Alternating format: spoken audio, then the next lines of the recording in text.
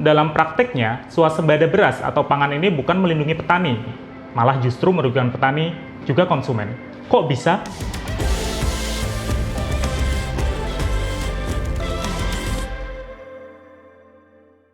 Sudah siap buat pemilu? Di hari Valentine tahun 2024, Indonesia akan melaksanakan pemilu serentak. Selama setahun ke depan, para politisi akan mengobrol janji-janji manisnya demi mendapatkan suara dari kita semua. Makanya, di video ini, kita akan unboxing janji Presiden Jokowi, supaya teman-teman ada gambaran ketika dengar janji calon presiden selama setahun ke depan. Pada kesempatan unboxing kali ini, Chips kedatangan teman kita, Afu Tami. Kalau teman-teman masih ingat, Presiden Jokowi punya nawacita yang menjadi landasan kebijakan publik selama pemerintahan beliau. Nah, kalau dibahas satu-satu, ini bakal panjang banget. Jadi di video kali ini, kami cuma akan fokus sama janji-janji beliau yang fokus pada isu keberlanjutan pangan. Isu ini akan sangat mempengaruhi hidup kita, antara lain lewat harga, kualitas makanan, dan kualitas lingkungan yang kita tinggali. Secara lebih spesifik lagi, kami akan angkat 3 kebijakan utama, yaitu kebijakan terkait lumbung pangan, sertifikasi komoditas hijau, serta impor beras. Yang pertama, program Food Estate atau lumbung pangan. Program ini bertujuan mastiin kita semua punya ketersediaan pangan yang cukup sekaligus memberikan kesempatan ekonomi. Caranya dengan pembangunan lumbung pangan, infrastruktur, serta teknologi pertanian seperti jalan dan jembatan. Lewat kebijakan ini, pemerintah ingin menyerap 34,4% dari tenaga kerja pertanian serta membuka potensi ekspor pangan. Program ini dianggap sebagai solusi dari ancaman krisis pangan di masa mendatang dan dapat membuat pangan lebih murah. Meski tujuannya kayak gitu, kenyataannya pembangunan lumbung pangan ini malah mengabaikan berbagai aspek lingkungan dan bikin daerah resapan air jadi berkurang. Sebagai hasilnya, di tahun 2021, Kalimantan Tengah justru terendam banjir yang cukup parah. Jadi, kebijakan food estate ini kurang tepat sasaran dalam menyelesaikan persoalan pangan di Indonesia dan justru melahirkan permasalahan baru. Belum lagi, distribusi keterjangkauan pangan di Indonesia masih tidak merata dan konflik agraria masih marak terjadi.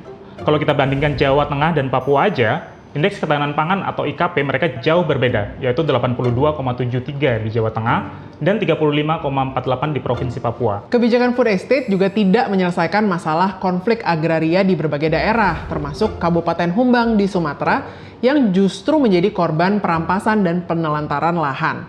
Dengan kata lain, program ini justru menambah masalah baru, yaitu konflik agraria yang ada di Indonesia. Secara umum, kebijakan ini juga masih cenderung bias kepada produksi beras di dalam negeri. Padahal, konsumsi beras berlebihan justru berbahaya bagi kesehatan tubuh. Terlebih karena Indonesia merupakan salah satu negara dengan tingkat diabetes tertinggi. Diversifikasi pangan juga sangat penting untuk meningkatkan resiliensi ketahanan pangan Indonesia terhadap krisis iklim di masa mendatang. Untuk lebih lengkapnya mengenai kebijakan pangan Indonesia, kalian bisa tonton video Chips sebelumnya di sini. Kedua, sertifikasi komoditas hijau. Salah satu cara Presiden Jokowi mendorong produksi hijau adalah dengan sertifikasi komoditas hijau yang dianggap dapat meningkatkan competitiveness produk Indonesia di dunia internasional. Simpelnya, komoditas-komoditas yang diproduksi secara berkelanjutan, baik secara lingkungan maupun secara sosial, mendapat stempel yang memungkinkan produk tersebut masuk ke pasar-pasar yang lebih hijau. Namun, praktik di lapangan masih menemui berbagai tantangan, contohnya pada industri kelapa sawit di level nasional. Jadi, kalau kita lihat saat ini, industri kelapa sawit di Indonesia punya 2 skema sertifikasi, RSPO atau Roundtable Sustainable Palm Oil dan ISPO atau Indonesian Sustainable Palm Oil. Sertifikasi RSPO ini punya tujuan buat mastiin industri kelapa sawit secara global memenuhi standar keberlanjutan untuk menghindari eksploitasi lingkungan yang berlebihan maupun konflik agraria. Nah, secara paralel, berangkat dari keinginan untuk menentukan standarnya sendiri, pemerintah Indonesia membuat ISPO atau Indonesia Sustainable Palm Oil yang sifatnya wajib untuk seluruh industri kelapa sawit di level nasional. Salah satu semangat awalnya memang untuk lebih inklusif kepada petani smallholders yang mungkin tidak bisa memenuhi standar RSPO sehingga standarnya dibuat lebih longgar. Masalahnya, ketika standarnya tidak ketat, maka tujuan awal untuk mencapai sustainable development atau produksi yang lebih hijau malah jadi tidak tercapai. Jadi, kalau Presiden Jokowi benar-benar serius membuat Indonesia menjadi produsen kompetitif untuk produk-produk hijau yang ramah lingkungan, harusnya ada upaya untuk secara perlahan meningkatkan standar, ya atau at least mengharmonisasikan antara ISPO dan RSPO dalam beberapa hal. Untuk kalian yang mau tahu lebih lengkapnya tentang ISPO dan RSPO ini, bisa tonton video Chips sebelumnya di sini. Terakhir, janji yang lagi hangat diomongin nih, yaitu tolak impor pangan. Janji stop impor pangan ini muncul dari popularitas isu swasembada beras atau berdikari atas beras yang sempat dipopulerkan oleh pemerintah Orde Baru. Namun, dalam prakteknya, swasembada beras atau pangan ini bukan melindungi petani, malah justru merugikan petani juga konsumen. Kok bisa? Isu ini memang cukup kompleks, tapi coba kita bahas. Mudahnya, ketika keran impor beras di stop, maka stok beras di Indonesia jadi berkurang. Kenyataannya, stok beras justru lebih sedikit dari kebutuhan, sehingga keterbatasan stok beras ini bikin harga beras di dalam negeri jadi naik. Naiknya harga pangan ini tentu akan merugikan banyak konsumen beras. Pertanyaannya, bukannya petani malah diuntungkan? Nah, ternyata enggak. 2/3 petani di Indonesia itu memproduksi lebih sedikit dari yang dikonsumsi, maka mereka juga kena imbas dari harga beras yang mahal ini. Petani-petani tradisional di Indonesia juga hanya memiliki lahan yang kecil atau bekerja di lahan orang lain. Sehingga penghentian impor ini berbahaya dan merugikan, serta tidak sesuai dengan perjanjian dagang internasional yang telah Indonesia tanda tangani.